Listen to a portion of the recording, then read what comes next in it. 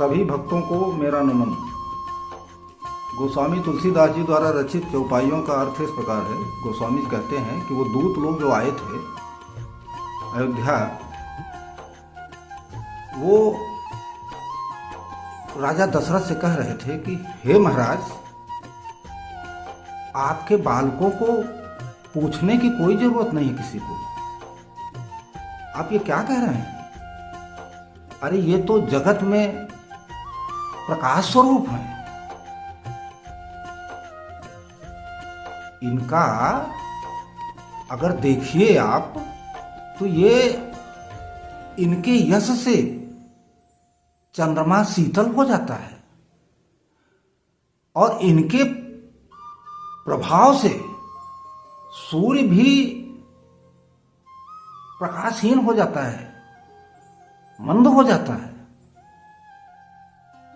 और आप कह रहे हैं कि आपने कैसे पहचाना इनको?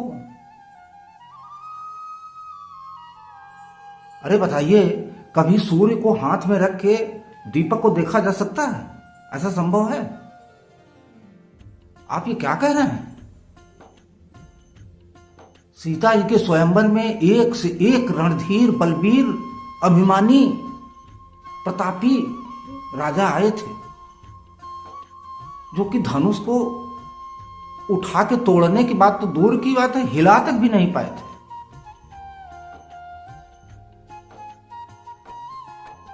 और वही शिव जी का धनुष इनके अभिमान को, जो अभिमान था ना, बल का घमंड था, उसको चूर कर दिया था। बताइए, एक से एक बलवीर रणधीर राजा, बाणासुर, जो कि सुमेर पर्वत को भी उठा लेता है, वो भी धनुष की परिक्रमा करके चला गया। और जिनको कहते हैं कि खेल खेल में कैलाश पर्वत उठा लिए थे, वो भी आए थे और वो भी ऐसे घूम के देख के धनुष को चले गए थे, तोड़ नहीं पाए थे। जहां ऐसे ऐसे विकराल, जो कि तीनों लोकों में अपने आप के अभिमान को बड़ा घमंड समझते थे, नहीं तोड़ पाए थे, उस धनुष को प्रभु श्री राम ने बिना प्रयास किए ऐसे उठाए और तोड़ डाले। जैसे कमल की डंडी तोड़ते हैं वैसे तोड़ डाले। इसके बाद में परशुराम जी आए और बड़ा आंख दिखाए, बड़ा क्रोध से, बहुत क्रोध दिखाए। उसके बाद में प्रभु श्री राम जी का बल देख के उनको भी झुकना पड़ा और वो अपना धनुष दे के प्रभु श्री राम को चले गए वन में। जितना प्रभु श्री राम जी को अतुलनीय बल है ना, उतना ही लक्ष्मण जी को भी है, वो भी बड़े बलवान हैं। इन दोनों को देख के जो वहां राजा आए थे, जो योद्धा बड़े बड़े आए थे, वो देख के कांप जाते थे। इनको सबको देख के कैसे कांप जाते थे? जैसे कोई मान लीजिए हाथी हो तो सिंह के बच्चों को देख के जैसे कांप जाता है ना, वैसे राजा लोग कांपते थे इन लोगों को देख के। और जब से हमने इन लोगों को देखा है, तब से तो हमको दूसरा को देखने का मन ही नहीं करता है, केवल इन्हीं को देखते रहेंगे ऐसा मन करता है। तो इनके पहचान की कोई जरूरत नहीं है, इनको पहचानने की कोई जरूरत नहीं है। इनको तो ऐसे सब लोग पहचान जाते हैं, जान जाते हैं। इस तरह की बातें जब राजा और पूरी सभा सुनी ना दूतों के मुख से, तो सबको बड़ा अच्छा लगा, बहुत अच्छा लगा। उसके बाद दूत लोग जो है राजा को पत्रिका दी, राजा ने स्वयं उठकर ले लिया और उसको बांचे। फिर दूत को निछावर देने लगे।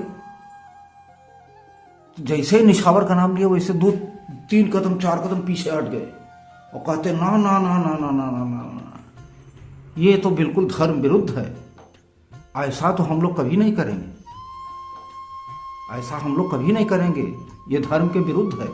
और 2-4 कदम पीछे हटके दोनों हाथ से अपना कान बंद कर लिए इसे। तो सब सभा देख ही रही थी। इनके धर्म युक्त बातें देख के सभा गदगद हो गई। राजा प्रसन्न हो गए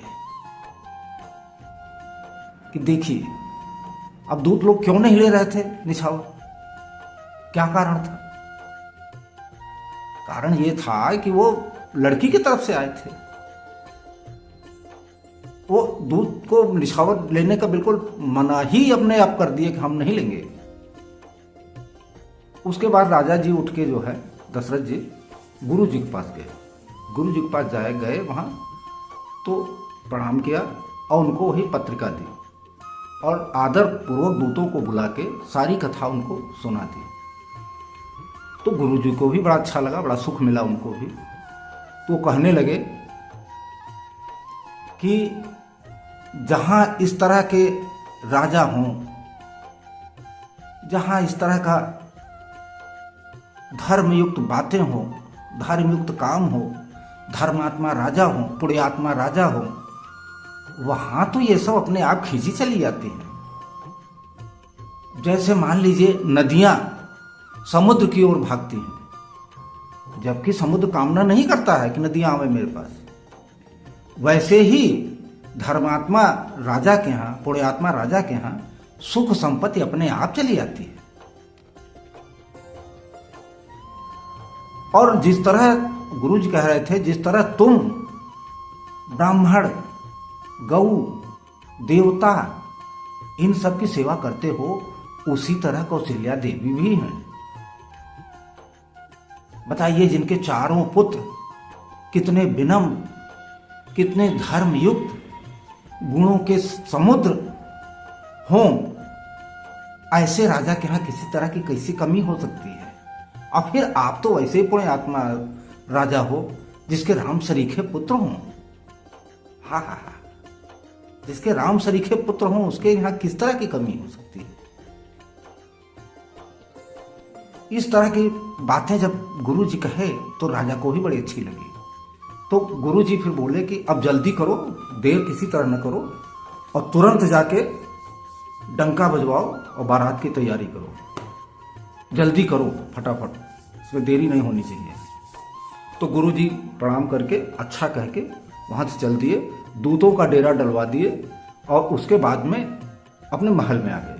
कहते हैं कि राजा दशरथ जब महल में आए तो सारी रानियों को बुला के एक जगह बुला के और जनक जी की पत्रिका के बारे में बताया।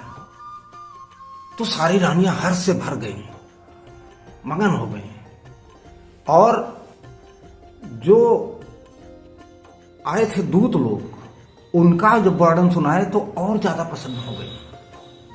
उनकी प्रसन्नता का कोई वो नहीं था। ऐसे प्रसन्न हो गई, ऐसे प्रसन्न हो गई मानो जैसे बादल जब गरजता है ना खूब जोर से तो मोरनी प्रसन्न हो जाती है, चहचहाने लगती है।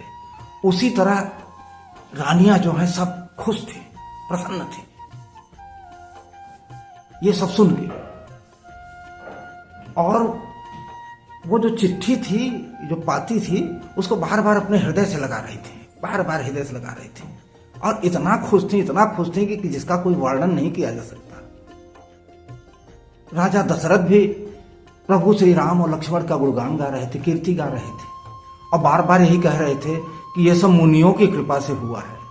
मुनि लोग अगर ये सब न करते तो ऐसा न होता, आज हमको खुशी नहीं मिलती। इतना प्रसन्न थे। इस तरह कह के वो बाहर आ गए तो रानी लोग जो है वो ब्राह्मणों को बुलवाई। ब्राह्मणों को बुलवाई तो ब्राह्मणों को खूब ज्यादा दान दे, इतना दान दे, इतना दान दे कि उनकी खुशी का कोई ठिकाना ही नहीं था।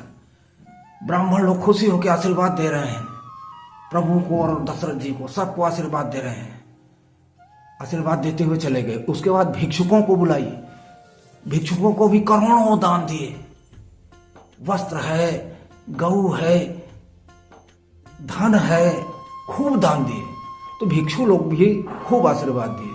चक्रवर्ती राजा दशरथ के चारों पुत्र जो है चिरंजीवी हों, खूब दान, खूब आशीर्वाद दिए। आशीर्वाद देते हुए नए नए वस्त्र पहन के वो सब चल दिए। नगाड़ा बजाने वाले इधर नगाड़ा बजाना शुरू कर दिए जोर जोर से। नगर वासियों को जब पता चला कि इस तरह का खबर आई, उन लोगों को भी जब पता चला तो उनके सबके खुशी का ठिकाना नहीं था। पूरा अयोध्या जो है खुश, पूरा अयोध्या खुश, और अपने सब पूरे मस्ती में सवार। इतना खुशी कि गली है, चौराहा है, घर है, देवालय है, जितना भी है सब सजाना शुरू कर दिए। और खूब बढ़िया बढ़िया अच्छा मंगल बंधनवार पताका और सब लगा लगा के अपना अपना घर अपना अपना वो सब सजाना शुरू कर दिए। खूब अच्छी तरह से सजाए और सब मग्न है, आपस में सब गीत भी गा रहे हैं, गाने भी गा रहे हैं। मतलब अवधपुरी तो पहले से ही अयोध्या सुंदर थी, लेकिन फिर भी लोग तोरण है, पताका है, बंधनवार है, अक्षत है, दही है और सुंदर सुंदर जो है मड़ियों की झालरें लगा दिए। इतना अच्छा कि उसका वर्णन करना बड़ा मुश्किल है, कोई भी वर्णन नहीं कर सकता। सुंदर सुंदर स्त्रियां जो हैं 16 श्रृंगार करके जब निकली बाहर तो ऐसा मालूम पड़ रहा था कि कामदेव की पत्नी रति को भी ये सब पीछे छोड़ दी है और झुंड के झुंड बनाकर मंगलमय गीत गा रही हैं। प्रभु राम और लक्ष्मण का नाम ले लेके गीत गा रही हैं। भाट लोग है जगह जगह कीर्ति गा रहे हैं। ब्राह्मण लोग जगह जगह बैठ के वेद ध्वनि का पाठ कर रहे हैं। आहा, तो प्रभु की अयोध्या इस तरह की थी जिसका कि वर्णन करना बड़ा मुश्किल है। मंगलमय द्रव्य चारों तरफ ऐसे लगे हैं, ऐसे लगे हैं, इतना बढ़िया विचित्र मंडप बना है कि उसकी वर्णन तुलना करना ही बड़ा मुश्किल है। भाई अयोध्या इतनी सुंदर सजी है, इतनी सुंदर सजी है कि प्रभु श्री राम जी का विवाह होने जा रहा है। सब लोग आपस में ही चर्चा कर रहे हैं कि प्रभु श्री राम और जानकी का विवाह होगा। तो खुशियों का कोई ठिकाना नहीं था। इस तरह अयोध्या जो है इतनी सुंदर सजी थी, इतनी सुंदर सजी थी, अयोध्यावासी इतने खुश थे कि जिसका वर्णन नहीं किया जा सकता। और फिर अयोध्या क्यों न सजे, क्यों न खुश हो सब। अरे वहां प्रभु सारे देवताओं के शिरोमणि प्रभु श्री राम जहां उतार लिए हैं, उसको तो उस तरह होना ही चाहिए ना। अगर उस तरह नहीं होगी तो कैसे काम चलेगा। इन चौपाइयों का अर्थ यहीं तक संभव है। आगे जो भी चौपाई बनेगी, जो भी अर्थ बनेगा, मैं अगले भाग में आप लोगों को फिर से बताऊंगा। और अच्छा लग रहा हो तो चैनल को सब्सक्राइब भी कर लीजिए, लाइक कर दीजिए और कमेंट बॉक्स में जय श्री राम अवश्य लिखिए। हम आपकी प्रतीक्षा करते रहेंगे। बस जय श्री राम, राधे राधे। बोलिए सियावर रामचंद्र की जय, पवन सुत हनुमान की जय।